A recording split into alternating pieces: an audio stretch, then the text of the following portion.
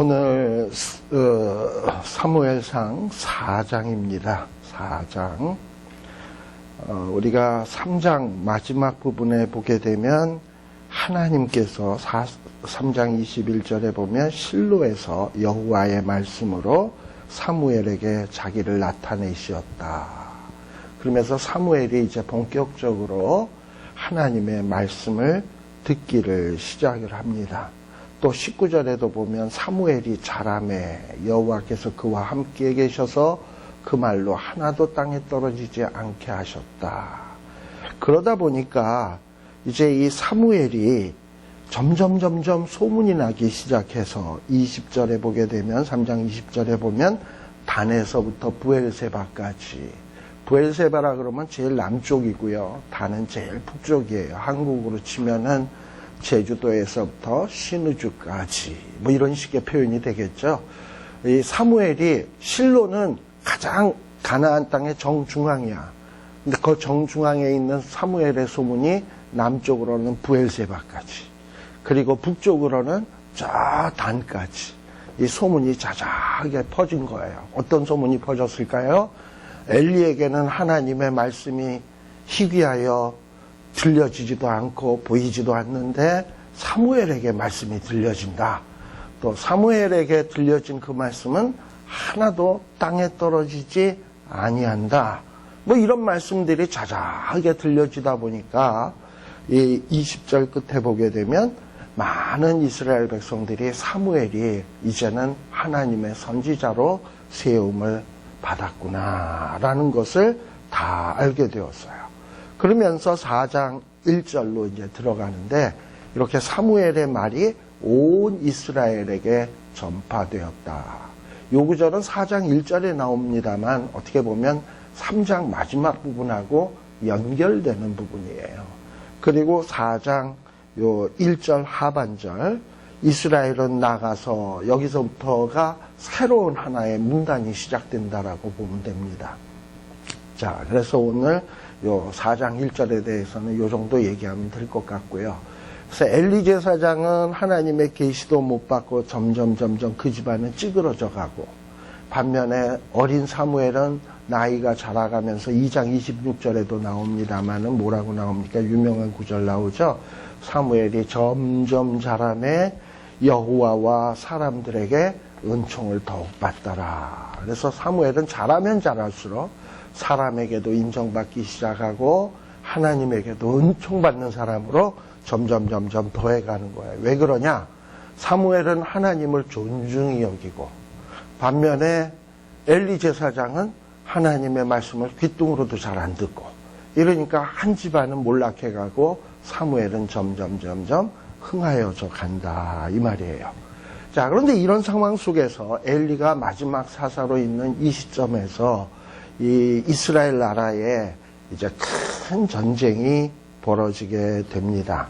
여기 보면 이스라엘 사람들이 블레셋 사람들하고 싸움을 하려 한다라는 말로 여기 시작을 해요. 그래서 이스라엘 사람들이 블레셋 사람하고 싸우려고 에베네셀이라는 곳에 진을 치고, 블레셋 사람은 아벡이라는 곳에 진을 치고 이제 한판 전쟁을 벌이게 되는 겁니다.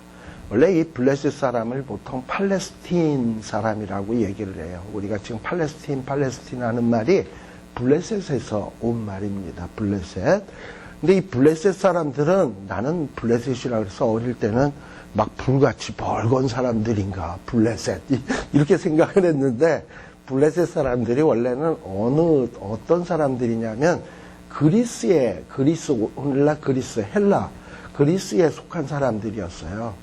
그런데 이 사람들이 블레셋이 그리스에서 살면서 살고 있었는데, 이 헬라 본토 사람들, 그리스 본토 사람들에 의해서 이 그리스 지역에서 쫓겨나요. 쫓겨나가지고 이 사람들이 어디로 쫓겨갔냐 하면 애굽에 가서, 애굽 땅에 쫓겨가서 좀 살다가, 또 애굽에서 람세스 3세라고 하는 왕이 너희들 또 나가라 이래가지고 또 거기서 또 쫓겨나. 그래가지고 쫓겨나가지고 이 사람들이 지중해 바다를 거쳐서 가나안 땅으로 흘러 들어와가지고 가나안 땅에서 살게 된 거예요. 그리고 블레셋 사람들은 저 아브라함 때, 오래전에, 아브라함 때는 갑돌이라고 해가지고 그레데 섬, 지중해를 이렇게 바다보면 여기 조그만 섬이 있어요. 갑돌이라고 하는 그레데 섬에서 살던 사람들인데, 이 사람들은 주로 바다를 거점으로 살던 사람들이니까 고기 잡는 거 또는 해양 무역, 이런 해양 무역 이런 거를 주로 하면서 먹고 사는 이런 민족이에요. 그러다 보니까 이들에게 있어서 제일 심각한 문제는 뭐냐면 바다에서 살던 사람이니까 바다에 풍랑이 인다든지 폭풍이 불어닥친다든지 이러면은 이 사람들의 어떤 생계 수단이 올스톱이 되거든요. 올스톱이 되니까 이들은 어떻게 해서든지 바다를 달래야 된다라는 마음이 있어가지고 이들이 섬기던 신은 다곤이라고 하는 신인데요. 이 다곤이라고 하는 신의 앞에 닭곤, 이 히브리어로는 딱인데 이게 뭐냐 하면 물고기예요. 그래서 다곤이라고 하는 신은 엄밀하게 얘기하면 물고기 신이에요. 그래서 이 다곤 신의 이 신상을 보면 반어, 반인. 그래서 마치 인어공주처럼 몸뚱아리는 사람인데 밑에는 고기. 또 반대로도 또 그려져 있어. 밑에는 사람인데 위에 상반신은 고기. 이런 식으로 생긴 우상이 다곤신이에요.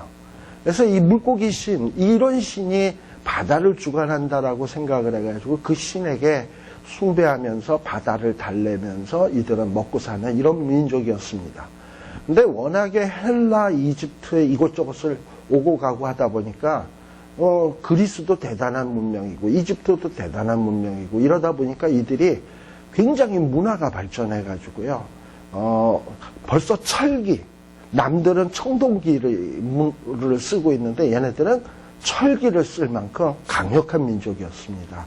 그래가지고 이 철로 된 칼을 들고 싸우는 사람하고 청동으로 만든 칼하고 싸우는 사람하고 어디 게임이 되겠습니까? 그래서 이 블레셋 사람들이 굉장히 맹위를 떨치게 된 거예요. 그래서 우리가 알다시피 사사시대 때, 삼손 때 이미 블레셋 사람들이 이스라엘 백성들을 끊임없이 괴롭혔고요. 그래서 이스라엘 백성들은 이 블레셋 사람들의 손아귀에 있었는데 어떻게 해서든지 자꾸 블레셋으로부터 벗어나려고 그러니까 이 블레셋 사람들이 이 이스라엘 사람들을 꼼짝 못하게 하기 위해서 지금 이 블레셋 사람들이 이스라엘 백성들하고 전쟁을 펼쳐지게 되는 얘기가 요 4장 1절에 나오는 내용이다라고 생각하시면 되겠습니다. 자, 그런데 이때가 한 언제쯤이냐? 바로 엘리 제사장 당시에도 여러 이 블레셋 사람들의 침략을 받곤 했었는데요. 지금 이 엘리 제사장이 이 전쟁 때 나이가 몇 살쯤 되냐면 98세 돼요. 우리가 어디에 보시면 되냐 하면은 4장 15절에 보면 엘리의 나이 98이다 라고 돼 있죠. 엘리가 돌아가실 때쯤이 98년이고요. 4장 18절에 보게 되면 엘리가 죽은 때가 언제냐? 98세에 죽었는데 이거는 엘리 제사장이 사사가 된 지 몇 년 만이냐면 40년 만인 거예요. 그러니까 엘리가 사사로서 활동하게 된 것은 98 빼기 40이니까는 한 58세?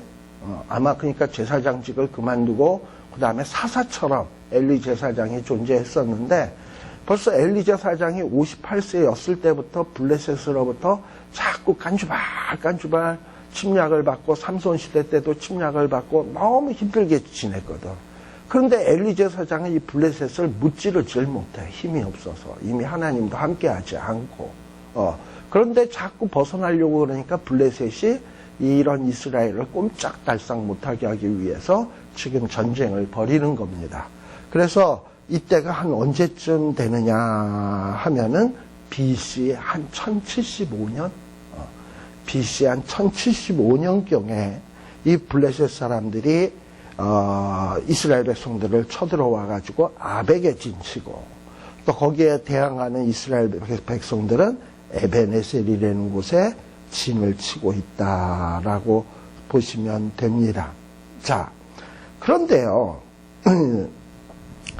근데 전쟁을 벌였는데 어찌 되었냐? 간단하게 한다면 모를 내용이 하나도 없으니까요. 이스라엘 백성들이 블레셋 사람하고 전쟁을 했는데 2절에 보게 되면 졌어요. 자그만치 이스라엘 군사 몇 명이 죽었냐? 4,000명이 죽었어요. 4,000명이면은 한 어느 정도 되느냐 하면 우리 오늘날의 군대의 연대급이에요. 연대가 있고 그 위에 사단이 있는데 한 1개 연대 정도가 몰살을 한 거예요. 자, 이렇게 했으니 얼마나 이 이스라엘 백성들이 낙심이 되겠습니까? 그러면서 3절에 우리가 왜 패했나? 원인을 분석을 하게 된 거죠. 어찌하여 우리가 전쟁에 패하게 되었나?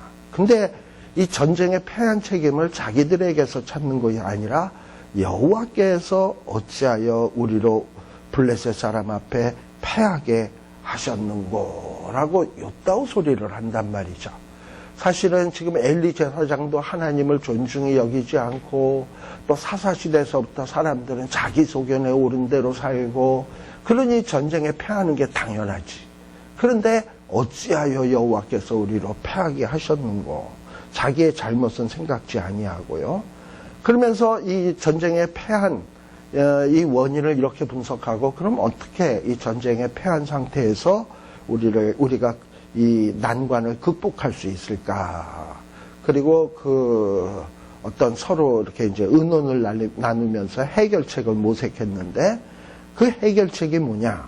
3절 하반절에 보게 되면 여호와의 언약궤를 실로에서 우리에게서 가져다가 우리 중에 있게 하여 그것으로 우리 원수들의 손에서 구원하게 하자. 즉 언약궤를 실로에서 옮겨다가 지금 아벡과 에베네셀 사이에서 이제 전투가 벌어지잖아요. 그 장소에다가 언약궤를 갖다 놓고 그래서 하나님이 싸우도록 만들어가지고 우리가 원수들의 손에서 구원받아야 된다라는 이런 아이디어를 내게 되는 겁니다. 근데 이 언약궤라고 하는 것은 사람이 옮기고 싶다고 옮길 수 있는 게 아니에요. 우리 민수기 9장, 10장에 보게 되면 이스라엘 백성들이 광야에서 어떻게 하냐면 하나님의 그 구름 기둥이 떠오르면 그때 언약궤를 쌓고 텐트를 걷어서 쌓고 행진을 시작해야 되고 구름이 머무르면 거기에다가 텐트를 피고 언약궤를 지성소에다 설치하고 이렇게 해야 되는 거예요. 그래서 머무르는 시간이 짧든지 뜨면 떠나는 거고 머무르는 시간이 길면 가기 싫어도 머물러야 되는 거고 그래서 항상 언약궤는 사람의 마음대로 움직여지는 것이 아니라 어떤 하나님이 가자 그러면 떠나는 거고 오자 그러면 오는 것이고 이런 것이지 사람이 지멋대로 언약궤를 여기서 저기로 지 편리에 따라서 옮길 수 있는 게 아니라 이 말이에요. 근데 이스라엘 백성들은 지금 무슨 생각을 하냐면 언약궤를 우리가 전쟁에 이기기 위해서 옮겨오자. 어디에서? 실로에서 옮겨오자. 물론 그동안에 언약궤가 이곳저곳 옮겨 다니긴 했어요. 광야에서는 40년 동안 이곳저곳에서 옮겨 다녔습니다. 그러다가 요단강을 건너서 가나안 땅에 들어갔을 때 언약궤가 처음 머문 곳은 길갈이라는 곳이었어요. 요단강을 건넌 것을 기념해서 12비를 세우고 12돌덩어리를 세우고 했던 곳이 길갈. 거기에다가 언약궤를 내고 거기를 전초기지로 삼아서 가나안 정복전쟁을 치루었습니다. 그래서 가나안을 정복한 다음에는 땅을 분배하잖아요. 땅을 분배하니까 이 길갈이라는 곳은 조금 동쪽으로 치우쳐 있거든. 그러니까 서쪽이나 다른 지역에서 오려면은 조금 불편해. 그래서 이 가장 중가운데 에브라임 지파 땅의 실로로 언약궤를 옮기게 되는 거예요. 그것도 사람이 옮기고 싶어서라기보다는 하나님을 중심으로 모이기 위해서 장소를 옮겼던 거예요. 그래서 실로에 와 있었던 거예요. 그런데 이 실로에 와 있었던 언약궤를 전쟁에 지니까 이 하나님이 지시하지도 않았는데 자기들의 죄가 무엇인지 생각하지는 않고 언약궤를 안 들고 나가서 줬구나. 그래서 언약궤를 들고 나가자. 뭐 이러고서 언약궤를 들고 나가자고 생각을 하는 거예요. 그래서 언약궤를 들고 나가서 하나님으로 우리를 원수들의 손에서 구원하게 하자. 즉 이 이야기는 뭐냐 하면은 하나님을 내 필요한 대로 써먹자. 그러니까 하나님을 내 멋대로 매니지먼트 하겠다라는 거예요. 내가 힘이 필요할 때는 하나님 끌어다 대고, 내가 죄 짓고 하나님이 귀찮을 때는 모른 척 하세요 이러고 이루겠다라는 거야. 이게 지금 이 이스라엘 백성들의 어떤 지금 이 죄의 어떤 본질이에요. 이런 본질은 어디서도 나타난 거냐면 이미 출애굽기 32장에 금송아지를 만들자라는 사건 아시죠? 모세는 어디 갔는지 모르겠고 여호와는 우리는 안 보이고 그러니 우리를 애굽 땅으로 인도할 신을 만들라. 그러니까 하나님을 내 눈앞에다 두고 그리고 그 금송아지에는 이렇게 채가 있거든, 채. 그래서 들고 옮기는 거예요. 그래서 하나님을 들고 옮기면서 하나님 여기 있다, 여기 있다. 지들이 눈앞에 두면은 마음이 불편함이 없잖아. 하나님이 늘 함께하는 것 같잖아요. 그래서 하나님을 눈앞에 보이는 형태로 만들어놔야 안심이 되겠다는 거예요. 그것도 하나님을 인간이 멋대로 컨트롤하겠다는 거예요. 그래서 금송아지 때 하나님이 그렇게 진노하신 겁니다.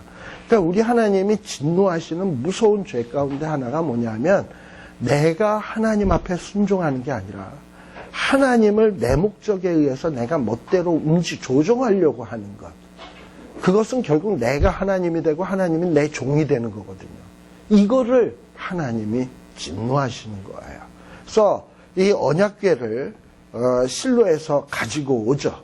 가지고 와가지고 그 다음에 어디다 갖다 놓냐.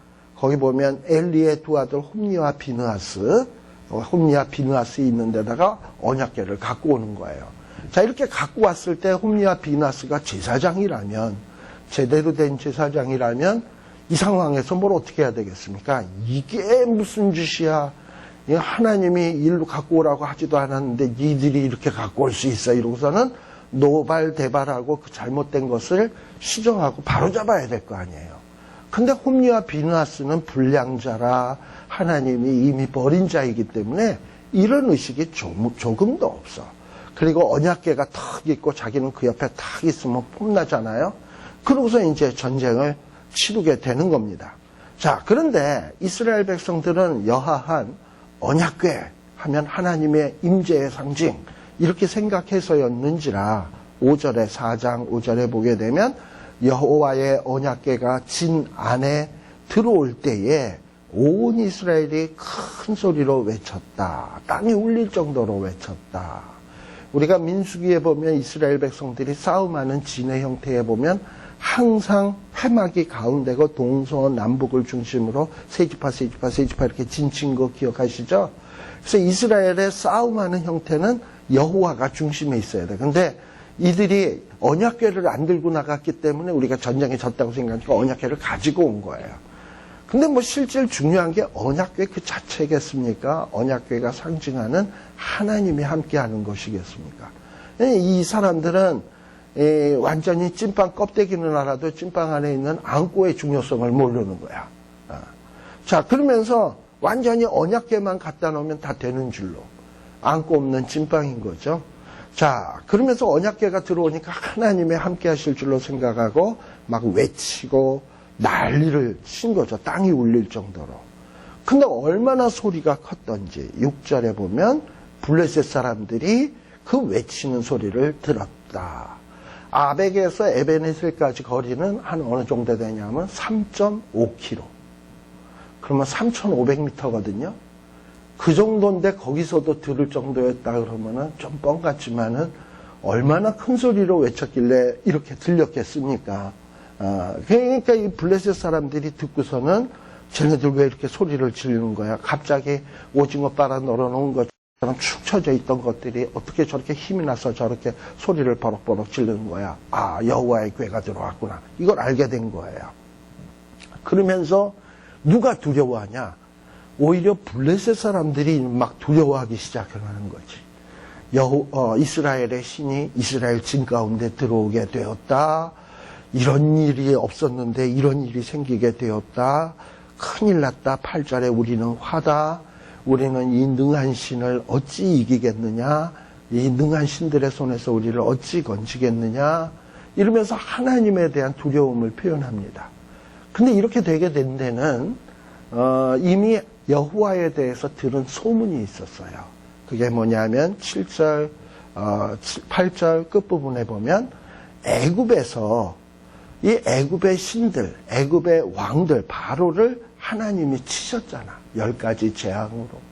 이 소문이 그러니까 애굽 사람만 한 게 아니라 주변 나라에는 쫙 퍼진 거예요.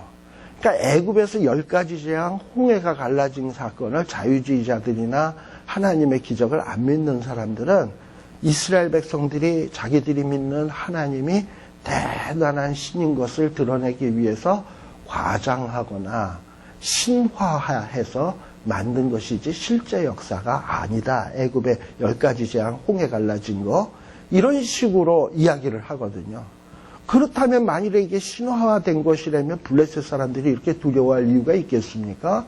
그리고 이스라엘 백성들이 가나안 땅에 들어갈 때 라합이라고 하는 여자도 이미 하나님이 너희가 애굽 땅에서 행한 일과 다 들었다. 그리고 우리는 간담이 녹았다. 이러고 얘기를 하거든요. 그러니까 이런 소문이 하나님이 실질적으로 애굽에서 행한 그 사역들이 신화도 전설도 아니고 만들어낸 이야기도 아니고 실제 역사였고 소문이 났고 주변 국가 사람들은 그 얘기를 듣고 벌벌 떨었다 이 말이에요. 그러니까 블레셋 사람들도 그 소문을 들은 거예요. 그런 신이 이스라엘 가운데 들어왔으니 우리는 절대 이길 수가 없다라고 부들부들 떠는 거예요. 자, 그런데 아마도 이 블레셋 장수 중에 한 사람이 이러는 거죠. 암만 저 이스라엘 백성들한테 신들이 들어왔어도 너희들은 강해라, 대장부가 되어라. 너희가 어찌 히브리 사람의 종이 되기를 그들이 너희의 종 되었던 것 같이 말고 대장부같이 되어 싸우라 해가지고 막 블레셋 백성들을 동요해서 전쟁을 했는데 결국 어떻게 됐냐? 처음에 전쟁에서는 4,000명 죽었는데 그런데 10절에 보게 되면 이번 전쟁에 언약궤까지 갖고 와서 벌인 전쟁에서는 몇 명이 죽었냐? 3만 명이 죽었어요. 언약궤 없이 싸웠을 땐 4,000명인데 언약궤 갖고 와서 싸우니까 3만 명 죽었어. 그러니까 지금 언약궤가 오긴 왔지만 하나님이 함께 했다는 얘기겠습니까? 니들이 언약궤 갖고 가면 내가 함께하는 줄 알아? 에라이 너희들 한번 물 먹어봐라. 이러고서 하나님이 패하게 하신 거예요. 자그만치 3만 명이 죽었다. 이거 엄청난 얘기예요. 3만 명이 죽었다. 그리고 뭐 3만 명만 죽었습니까? 또 11절에 보면 하나님의 언약궤는 어떻게 되었다? 빼앗겼다. 그리고 지금 언약궤 옆에서 폼 잡았던 홈니와 비느하스는 어떻게 했다? 죽임당했다. 이건 뭐라고 얘기하는 겁니까? 그야말로 이스라엘은 초토화되었다라고 얘기를 하는 거예요. 자, 그런데 이 전쟁에 패한 그날 어떤 베냐민 사람 하나가 겨우 살아남아가지고 그야말로 옷을 찢고 머리에는 티끌을 무릅쓰고 실로로 달려갔습니다. 근데 실로에 도착했을 때 엘리는 어디에 앉아있냐? 길 곁 자기 의자에 앉아서 기다렸다. 자기 의자라는 걸 보면 이건 엘리 제사장만이 앉을 수 있는 고유의 의자. 그러니까 자기가 어떤 대제사장임을 표시하는 권위의 의자. 혹은 이스라엘을 다스리는 지가 40년 되었다 그랬으니까 40년 동안 사사가 앉을 수 있는 그런 의자. 그러니까 마치 보좌와 같은 곳이에요. 그런 의자에 앉아서 기다리고 있었어요. 뭘 기다렸냐? 엘리 제사장도 그래도 명색이 대제사장인지라 언약궤를 이렇게 함부로 이동해서는 안 된다는 건 알아요. 그런데 나라가 블레셋에 지금 풍전등화와 같이 지금 망하기 직전이니까 홈니와 비느하스가 보낸 사신들이 이거 언약궤 갖고 가야 돼. 안 되는데. 근데 그렇게 전쟁이 위험해. 갖고 가거라. 이러고 보낸 거란 말이죠. 그러니까 엘리 제사장이 제일 두려운 게 뭐냐면 이 언약궤를 갖고 갔는데 이 언약궤가 과연 무사히 돌아올 수 있을까? 어떤 이 두려움. 그래서 이 언약궤를 기다리고 그리고 이 언약궤만 생각하면 마음이 어때요?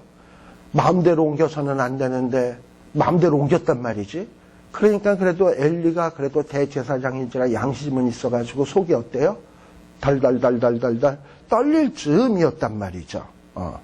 자, 그런데 이 전쟁터에서 돌아온 베냐민 사람이 돌아와서 막 온 성에다가 떠들면서 우리는 망했다, 졌다 이러고서 막 이러니까 온 성 사람들이 막 울부짖고 난리가 난 거예요.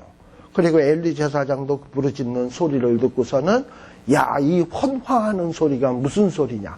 헌화라고 하는 것은 전쟁을 할 때 병사들이 와 하고 함성 지르거나 이렇게 지금처럼 전쟁에 져서 대성통곡하는 소리, 큰 소리 내는 게 헌화예요. 근데 이 헌화하는 소리가 도대체 어찌미냐. 그랬더니 그 베냐민 사람이 엘리 제사장 앞에 불려와서 엘리 제사장에게 상황을 보고를 하게 되는데, 이때 엘리 제사장의 나이가 몇 살이냐? 98이다. 자, 근데 이 98인데 15절에 보면 98인데 그 눈이 어두워서 보지 못하더라 라고 되어 있습니다. 이 말을 보면서 우리는 뭐가 좀 생각이 나느냐 하면은 신명기에 보게 되면 말이죠. 신명기에 보게 되면 모세의 모습을 볼 수 있어요. 모세의 모습을 볼 수가 있는데, 거기에 보면은 모세는 죽을 때도 신명기 34장 7절, 모세는 죽을 때의 나이 120세나 그 눈이 흐리지 아니하였고 기력이 쇠하지 아니하였더라. 그러니까 하나님의 사람은 나이가 문제가 되지 않아요. 우리는 98하면 아이고 눈 흐릴 때도 됐네 이렇게 생각할지 모르겠지만, 정말 하나님과 얼굴을 대면하여 교제하고 하나님과의 뜻을 깨닫고 하는 사람은 120세가 되어도 눈이 흐리지 아니하고 기력이 쇠하지 아니했다 그랬는데, 엘리 제사장은 지금 모세에 비하면 몇 살이나 어려? 22세나 어린데 벌써 눈이 흐리고 흐리멍텅해지었다 이 말이죠. 그런데 이 베냐민 사람이 와서 턱 얘기를 하는데 내용이 뭐냐? 내가 진중에서 도망하여 왔다. 그래서 도대체 어찌 되어서 그랬냐 내 아들아 하고 엘리 제사장이 얘기하니까, 소식을 전하는 자가 대답하기를 뭐라 그러냐? 이스라엘은 전쟁에 패해서 블레셋 앞에서 도망하였다. 그리고 거저 도망하는 게 아니라 큰 살육을 당했다. 3만 명 죽었다. 이전에 4천 명 죽고 3만 4천 명 죽었다. 그리고 이스라엘 백성만 죽었냐? 당신의 두 아들 홈리와 비느하스도 죽었다. 그뿐이냐? 당신이 가장 염려하는 하나님의 언약궤는 무사히 돌아오지 못하고 뺏겼다. 그러니까 청천벽력 같은 소린 거예요. 특별히 하나님의 언약궤 때문에 떨렸는데 이 언약궤를 뺏겼다 그러니까 그냥 갑자기 목을 잡고서는 꽈당탕하고 의자에서 자빠져가지고 그냥 목이 부러져서 돌아가신 게 이게 엘리 제사장의 최후가 되는 겁니다. 그런데 여기에 보면 뭐라고 되어 있냐? 엘리 제사장은 나이 많고 비둔한 연고다. 근데 뭐 사실 나이 많다? 모세에 비하면 많긴 뭐가 많아. 비둔했기 때문이지. 비둔. 자, 그래서 이 사람이 이 비둔한 채로 이스라엘을 다스린 지가 몇 년이냐? 40년. 그러니 이스라엘 백성들은 블레셋을 이길 수가 없는 거예요. 자, 그러면서 이제 또 하나의 사건이 뭐냐면 이런 소식이 비느하스의 아내 엘리 제사장의 며느리의 귀에까지 들어갔어요. 그리고 이 며느리도 하나님의 언약궤 뺏긴 것, 자기 남편 죽은 것, 시아버지는 그 소식 듣고 의자에서 자빠져서 목 부러져 죽은 것, 이런 소문을 듣다 보니까 아마도 이 때가 차가지고 해산을 했다기보다는 너무나 충격적인 소식을 들으면 유산을 하잖아, 좀. 유산기 같은 좀 느낌이 들어요. 이렇게 갑자기 충격적인 소리를 들으니까 막 배가 아파가지고 지금 산기를 느끼기 시작을 한 거예요. 그러면서 애를 낳는데 여인들이 뭐라고 얘기하냐면 그래도 위로하기 위해서, 시아버지 죽고 남편 죽고 했지만 위로하기 위해서 두려워 말라, 네가 아들을 낳았다, 이러고 얘기를 하는 거예요. 이 사건은 뭐랑 좀 비교하면 좋으냐면 한나가 애가 없을 때는 죽을 지경이었잖아. 그래서 애 낳게 되니까 큰 위로를 받았잖아요. 이 애 못 낳는 여인이 애를 낳는다라는 것은 큰 축복의 소식이요, 위로의 소식이에요. 근데 지금 이런 상황에서 비느하스의 아내에게 주변에 있는 사람이 네가 아들을 낳았다라는 게 하나도 안 기쁜 거야. 이게 왜 안 기쁘냐? 이 비느하스의 아내는 뭘 깨달았냐면 언약궤가 뺏겼다, 남편 죽었다, 전쟁에 졌다, 엘리 제사장은 죽었다. 아, 하나님이 이제는 우리와 함께하지 않는구나. 이거를 안 거예요.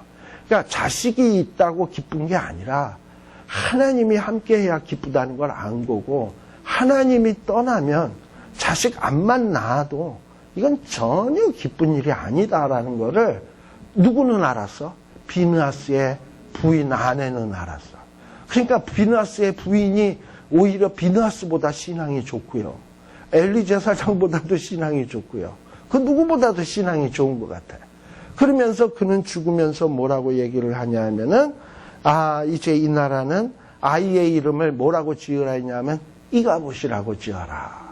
이 가보드라는 말은, 원래 카보드라는 말은 영광이라는 말이에요. 앞에 이가 붙어가지고 이제 영광 없다라는 얘기예요.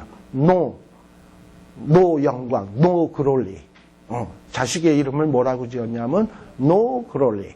하나님의 영광 이제 없다. 하나님의 영광이 이스라엘에서 떠났다. 그러니까 이 여인은 뭘 한 거냐 하면 하나님이 함께하지 않는 이스라엘 나라는 안고 없는 찐빵이다라는 거를 절실하게 깨달은 여인이 이 비느하스의 부인이었다라는 얘기입니다. 자, 그래서 하나님은 우리가 언약궤를 갖고 온다고 해서 하나님이 함께하는 게 아니고요. 우리가 하나님의 함께할 만한 마음의 상태, 신앙의 상태가 되어야 되는 것이지, 어떤 물건 갖다 놓는다고, 교회를 화려하게 짓는다고, 그런다고 교회에 사람이 많다고 하나님이 함께하는 게 아닙니다. 두세 사람이 내 이름으로 정말 주님의 이름을 존중히 여기면서 두세 사람이 모인 그곳에는 하나님이 함께 하시지만, 이렇게 엘리, 홈리, 비느하스 제사장들인데 하나님을 먹같이 알고 존중히 여기지도 않고, 또 백성들은 그냥 하나님을 자기 전쟁에 승리하는 도구로만 삼으려고 하고 하나님의 말씀대로는 안 살려고 하고, 이러는 곳에 하나님이 왜 함께 하시겠습니까? 니들 마음대로 해라고 냅두죠. 그러니 지금 그 결과가 뭐냐면 전쟁에 패해서 43,000명이 죽고 제사장 집안이 완전히 몰살하고 이 지경에 이르게 된 것입니다.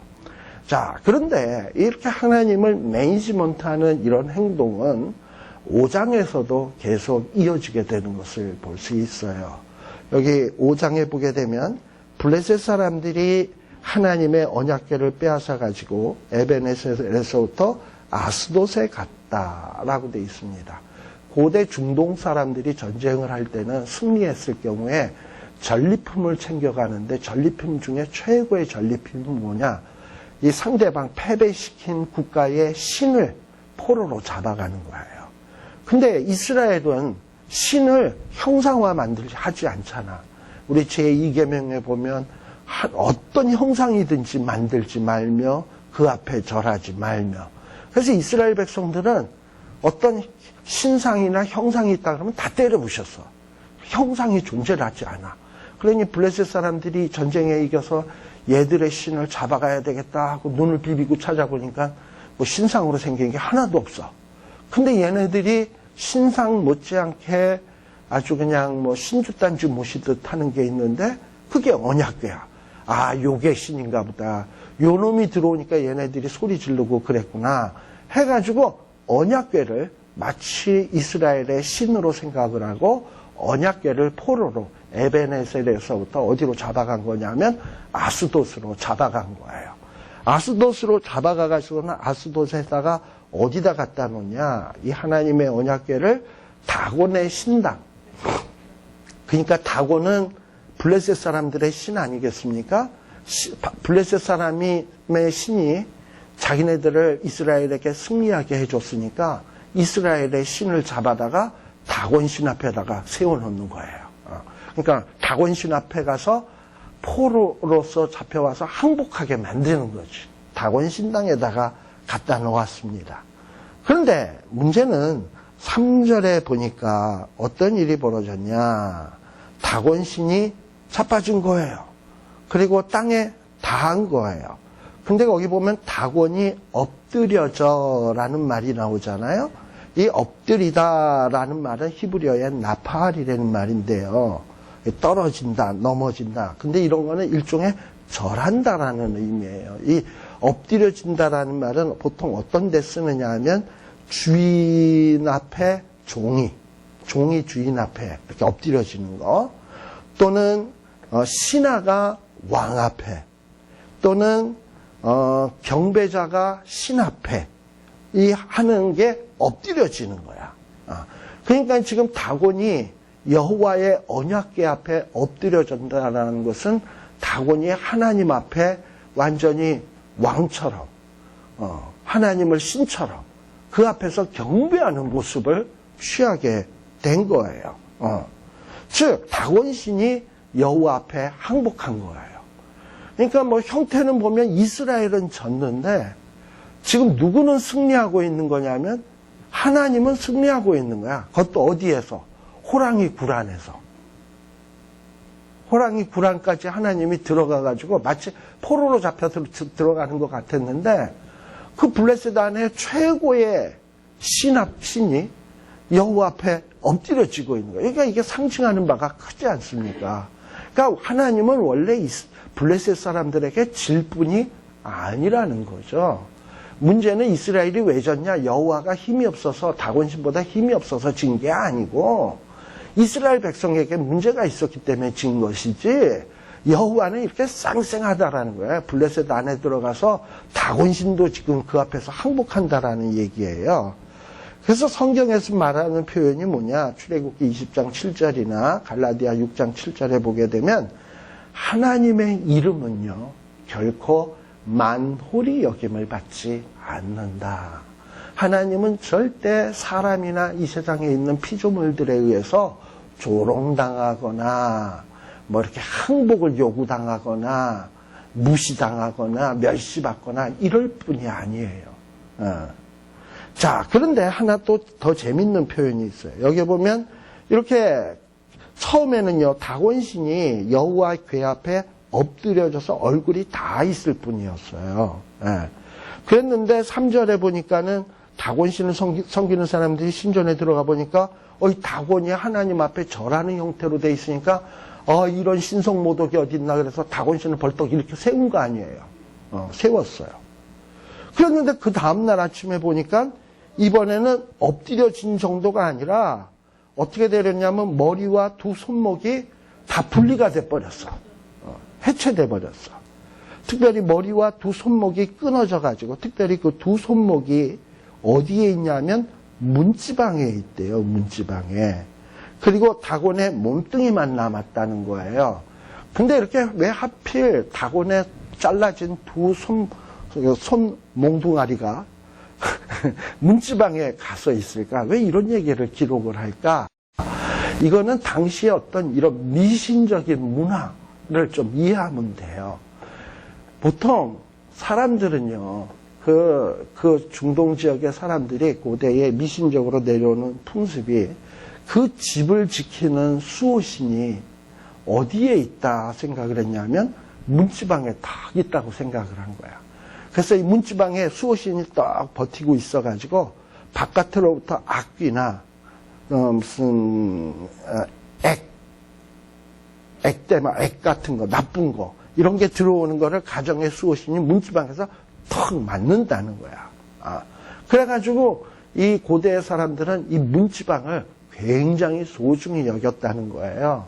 그래서 문지방에다 대고 기도도 하고 우리 집을 지켜주옵소서 기도도 하고 이런 거예요.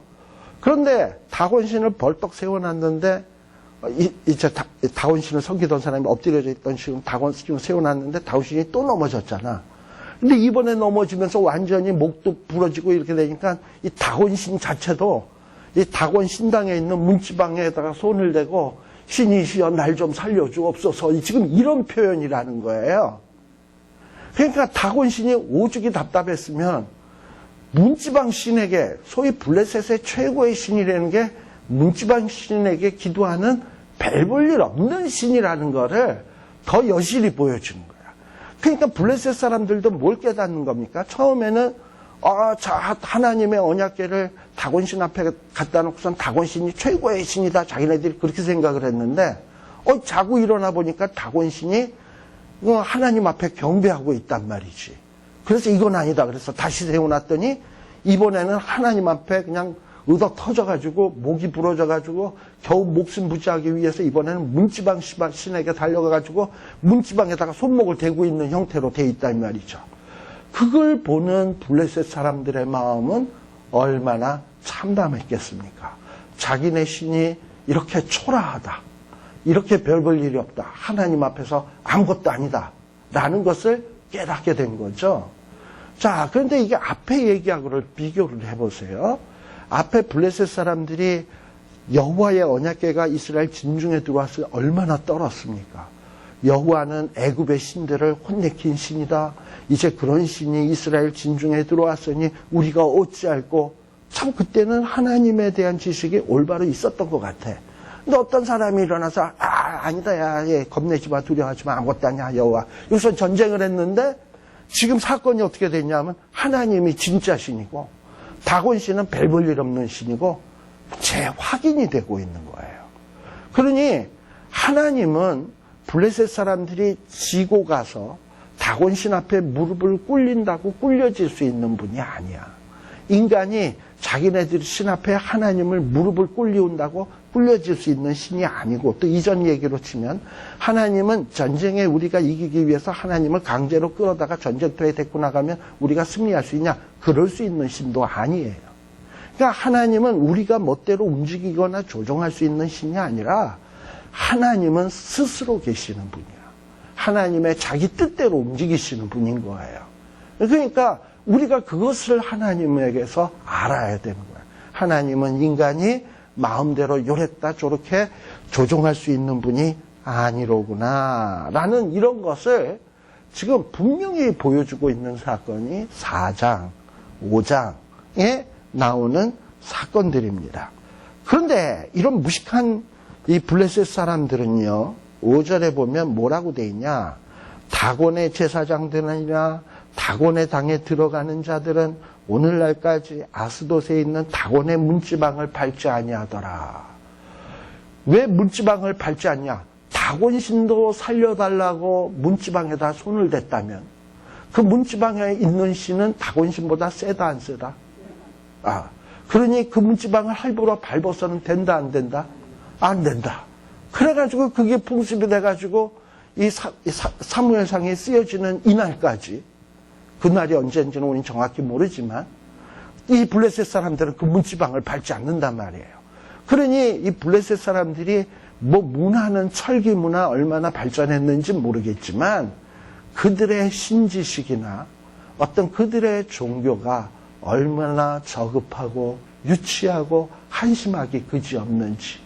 그러니까 문화가 찬란하다고 그 사람의 정신상태, 영혼의 상태도 훌륭한 것은 아닙니다. 암만 문화는 찬란해도 그 영적인 상태는 그야말로 한심하기 그지없는 사람들이 많이 있어요. 우리가 세상에 보면 공부 많이 했다, 또 잘 나가는 직업이다, 그런 거 그래도 하나님을 제대로 모르면 그 인간은 한심한 인간인 거예요. 블레셋 사람들이 그런 인간인 거예요. 자, 그리고서는 이들도 이렇게 하나님 앞에 돼지게 얻어맞고 나니까 뭔가 또 살궁리를 해야 될 것 아니겠습니까? 그런데 지금 이 사람들은 어디에 사는 사람들이냐면 아스돗에 사는 사람이야. 근데 아스돗은 누구의 나와발이냐 하면은 다곤의 나와발이에요. 그런데 이 다곤에서 이렇게 지금 이런 일을 당하게 되니까, 지금 아무튼 이런 문제가 생기니까, 근데 이제 하나님이, 6절, 여호와의 손이 아스돗 사람에게 엄중히 더하사라는 말이 나오죠.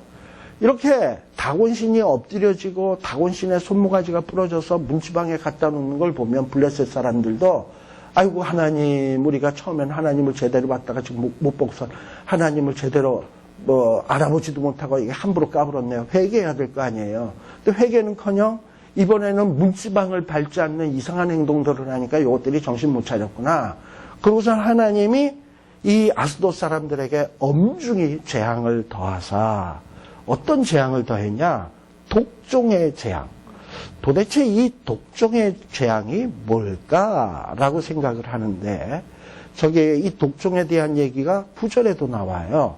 하나님이 큰 환난을 그 성에 더하사 성읍 사람 작은 자나 큰 자나 다쳐서 독종이 나게 했다라고 돼 있어요. 자, 근데 이 독종이 나중에 이 사람들이 이 언약궤를 돌려보낼 때 언약궤도 돌려보내지만 이 독종으로부터 자기네들이 자유로워지기 위해서 이 금독종, 금상, 그 다음에 금쥐, 쥐와 독종을 금의 형태로 만들어가지고 이거를 이스라엘 백성들에게 돌려보냅니다. 근데 거기서 이제 조금 생기는 퀘스천이 뭐냐면 무슨 금독종, 독종이 뭐 금으로 되냐 이런 생각이 들잖아. 근데 그거는 좀 이런 이유가 있어요. 어떤 사람, 고대 사람들은 어떤 걸로 인해서 내가 고난을 받았잖아. 그럼 그 고난받은 그 모양을 금의 형태로 화려하게 만들어서 자기를 친신에게 이렇게 드리면 뭔가 치료함을 받는. 그래서 어떤 사람은 민수기에 나오는 불뱀 사건 아십니까? 이스라엘 백성들이 광야에서 뱀에게 물렸잖아. 뱀에게 물렸는데 지금 뱀으로 인해서 고난을 당했으니까 이 뱀을 노새 형태로 만들어서 많은 사람들이 보는 앞에서 이렇게 막대 위에다 해가지고 마치 하나님 우리가 잘못해가지고 요놈에게 고생당했어요. 우리를 치료하여 주옵소서 세운 거란 말이에요. 그러면 어떤 치료가 되는 것으로 이렇게 생각을 한단 말이에요. 그러니까 이 사람들도 뭐냐면 독종이 나면 몸에 막 이렇게 피부에 발진 같은 게 나고 무슨 이렇게 부풀러 오르고 이러거든. 그런 형태를 금으로 이렇게 형상을 만드는 거야. 그게 금독종이에요. 그 다음에 근데 금독종은 어디에서 기인한 거냐 하면은 쥐로 인해서 이 금독종이 일종의 패스트의 후유증으로 나타나는 어떤 피부 발진 이런 형태인 것 같아요. 그래서 이 금독종은 아마도 패스트와 같은 질병이 아니겠는가. 지금 뭐 패스트도 뭐 이 치료제가 다 있지만 예전에는 패스트 한번 걸렸다 그러면 집단으로 다 죽는 것 아니겠습니까? 그러니 이 아스돗의 쥐로 인해서 패스트로 인해서 독종의 재앙이 막 펼쳐지기 시작하니까 이 아스돗 사람은 망하게 된 거예요. 그래서 뭐라고 이들이 얘기하냐? 야, 이스라엘의 신의 궤를 우리와 함께 있게 못할지라. 여호와의 손이 우리와 우리 신 다곤을 친다 하고 이제 제대로 깨달은 거야. 지금 이들을 치는 거는 여호와인 거예요. 그래서 이 신을 어디로 옮겨야 되겠다? 딴 데로 옮겨야 되겠다. 그래서 이 신을 어디로 옮기느냐 하면 8절에 보면 가드라고 하는 곳으로 옮기게 되는 거예요. 그리고 또 9절에 보면 이 언약궤를 가드로 옮겼더니 또 여호와의 손이 어떻게 해요? 심히 큰 환난을 그 성에 더하사. 이거 옮긴다고 해결될 문제가 아니야. 그래서 아직 정신을 되차려서 큰 환난을 그 성에 대하사 이제는 가드 성읍 사람들이 작은 자나 큰 자나 다쳐서 독종이 나게 된 거예요. 자, 그 다음에 이렇게 되니까 사람들이 어떻게 했냐? 10절에 이 하나님의 언약궤를 어디로 보냈냐? 에그론에 보냈어요. 자, 아스돗과 그 다음에 여기 어디야? 가드는 다곤신을 섬기는 사람들이에요. 그런데 에그론에는 어떤 신이 우상이었냐면 바알세붑이라고 아세요? 바알세붑이라고 하는 그 우상을 섬기는 동네가 에그론이에요. 에그론. 그런데 이 에그론에 이 바알세붑을 섬기는 이 동네로 보낸 이유는 다곤신은 하나님 앞에 게임이 안 된다.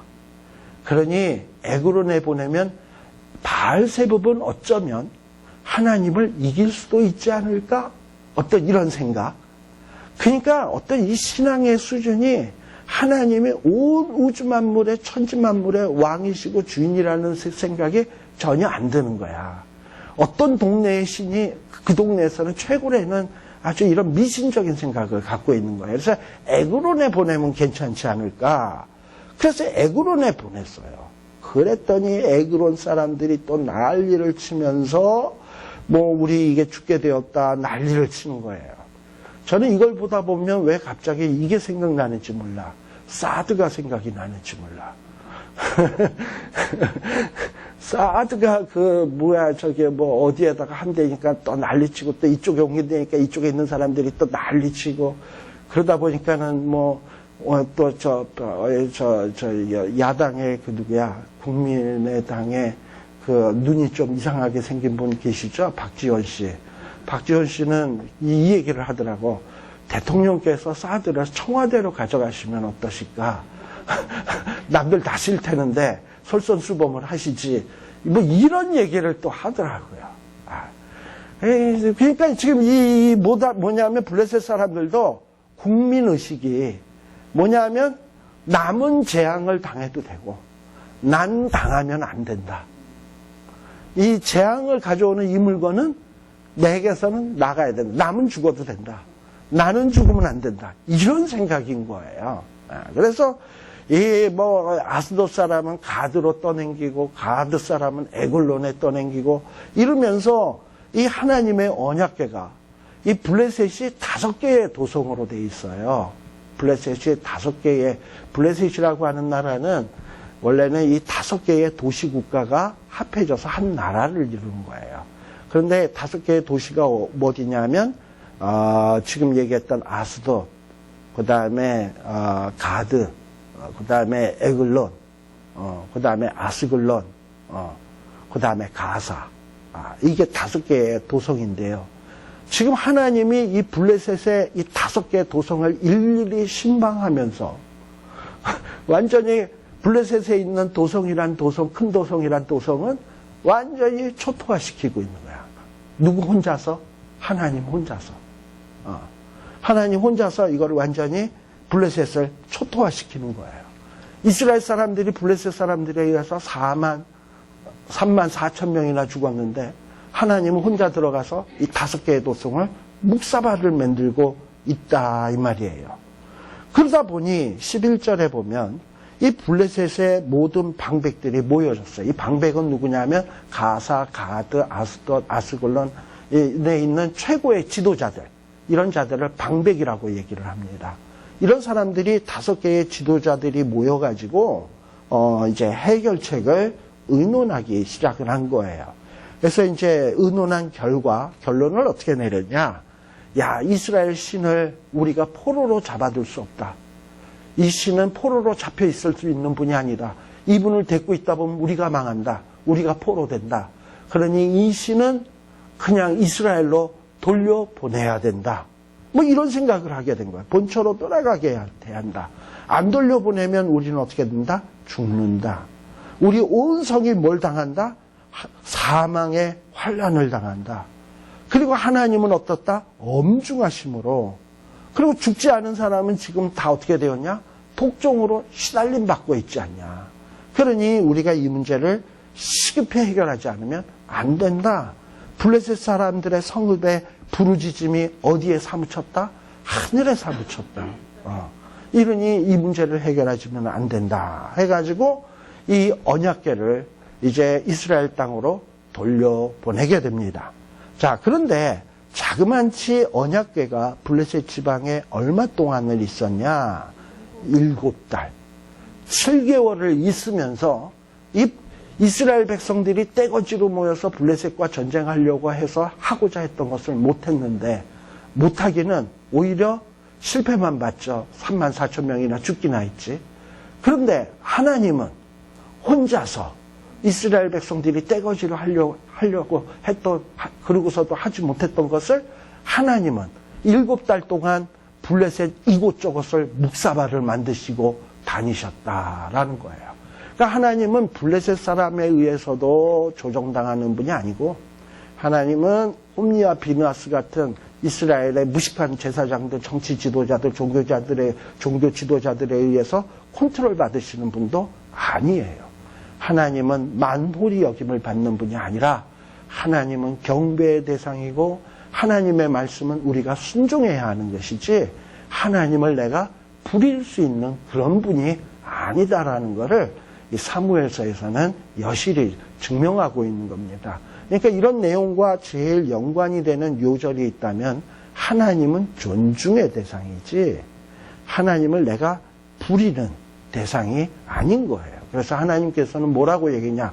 나를 존중히 여기는 자는 내가 존중하고 나를 멸시하는 자는 내가 경멸하겠다 라는 얘기예요. 이게 어떻게 보면 사무엘서의 굉장히 중요한 주제 가운데 하나이다 라고 말씀드리면서 잠시 쉬었다 가도록 하겠습니다.